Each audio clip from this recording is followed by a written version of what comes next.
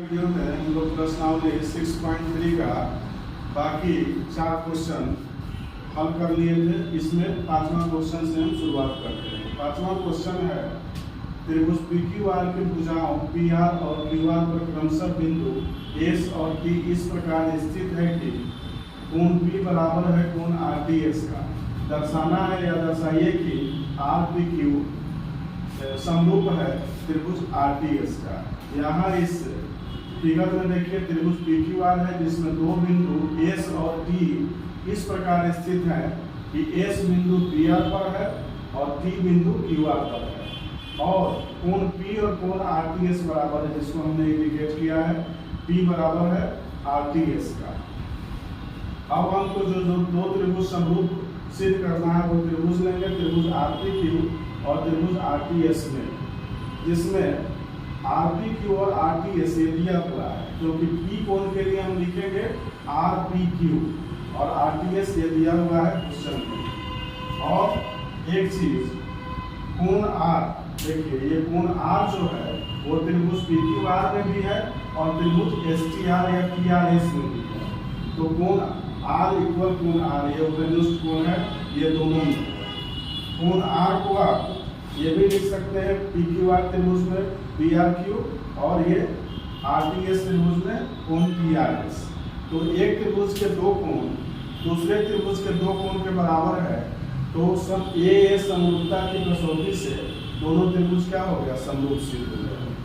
छठा क्वेश्चन यहाँ है आकृति 6.37 में यदि त्रिभुज AB सर्वांशम है त्रिभुज ACT का, तो दर्शाना है कि त्रिभुज AB समरूप है त्रिभुज ABC का।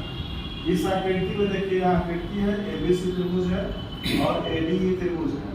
तो दिया हुआ है कि AB और ACT त्रिभुज ये दोनों सर्वांशम है। सर्वांशम हम लोग पिछला क्लास में पढ़े हैं, लेकिन बता देते हैं कि कोई भी दो त्रिभुज सर्वांशम होता है तो उसका एक त्रिभुज का सारा भुजा दूसरे त्रिभुज के भुजा के बराबर होता है तथा सारा कोण दूसरे त्रिभुज के तीनों कोणों के बराबर होता है, जिसमें AB बराबर AC होगा, BE बराबर CD होगा, AE बराबर AD होगा और कोण AB ACD के बराबर होगा, BAE BAE के बराबर होगा और AE ADC के बराबर होगा। ये सर्वांशम होने के कारण ये होगा। अब हमको समरूप सिद्ध करना है त्रिभुज ADE और त्रिभुज ABC। इस त्रिभुज में हम देखेंगे कि AB बाई AD ये दो त्रिभुज देखिए, बड़ा वाला त्रिभुज देखिए ABC और ADE, तो इसमें हम AB बाई AD बराबर हो जाएगा AC बाई E का, क्योंकि AB और AC दोनों बराबर है और यहाँ पर AD और AE दोनों बराबर है। तो इसका जब अनुपात निकालेंगे तब भी ये दोनों बराबर अनुपात होगा। और इसमें दोनों त्रिभुज में एक कोण A, ये कोण दोनों में है, ये बड़ा वाला ABC त्रिभुज में भी है और ADC त्रिभुज में भी है, तो कोण DAE बराबर है BAC का घनिष्ठ कोण से। तो यहाँ AC की कसौटी से, जिसमें कि दो भुजा समानुपाती हो और कोण को बनाने वाली भुजा समानुपाती हो तथा वो कोण बराबर होना चाहिए, तो समरूपता की AC कसौटी से ये दोनों त्रिभुज AD समरूप हो गया त्रिभुज AD। अब 7 नंबर क्वेश्चन में जिसमें कि आकृति 6.38 में त्रिभुज ABC के शीर्ष लंब AD और CE परस्पर बिंदु P पर प्रतिच्छेद करते हैं। दर्शाना है, इसमें 4 क्वेश्चन है। पहला क्वेश्चन है त्रिभुज AEP समरूप सिद्ध करना है त्रिभुज CDP का। इसमें हम पहला क्वेश्चन लिए त्रिभुज AEP और त्रिभुज CDP में कोण AP बराबर है कोण CPD का। देखिए यहाँ पर APE बराबर है CPD का शीर्षाभिमुख कोण से, और कोण AEP ये देखिए लंब है तो ये भी 90 डिग्री का होगा, 90 डिग्री का, और CDP बराबर है 90 डिग्री का। क्यों बराबर है? क्योंकि CE लंब है AB पर और AD लंब है BC पर।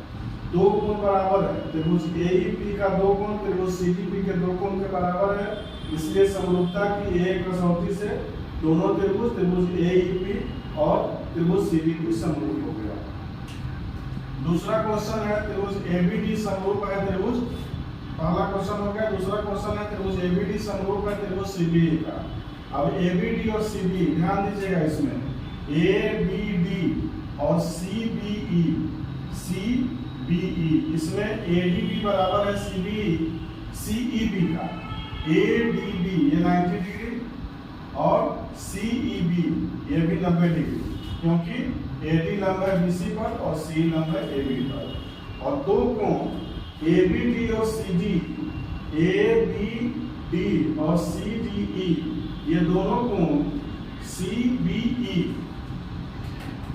ये दोनों कोण उभयनिष्ठ कोण है। तो दो कोण बराबर है तो समरूपता की एक कसौटी से ABD त्रिभुज CBE का समरूप हो गया। तीसरा क्वेश्चन है त्रिभुज AEP और ADB को समरूप करना है। ध्यान दीजिएगा, AEP और ADB ये दोनों कोण, तो AEP में ये कोण और ये कोण ये दोनों 90 डिग्री का है। क्यों है? क्योंकि P लंब है AB पर तथा AD लंब है BC पर। और एक कोण EAP कोण और DAB कोण, ये एक कोण दोनों में उभयनिष्ठ कोण है, इसलिए समरूपता की एक कसौटी से ये दोनों त्रिभुज AEP और त्रिभुज ADB समरूप होंगे।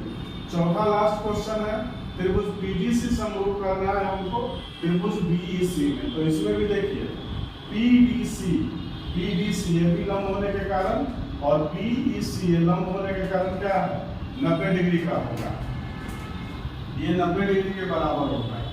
क्यों? क्योंकि PD लंब है BC पर तथा C लंब है AB पर। और PCD कोण यहाँ ध्यान दीजिएगा, PCD कोण ये C कोण और PCE कोण ये दोनों कोण उभयनिष्ठ है। PCD बराबर है BCE का, ये उभयनिष्ठ कोण, इसलिए समरूपता की एक कसौटी से त्रिभुज PDC समरूप हो गया त्रिभुज BEC। ये चारों क्वेश्चन।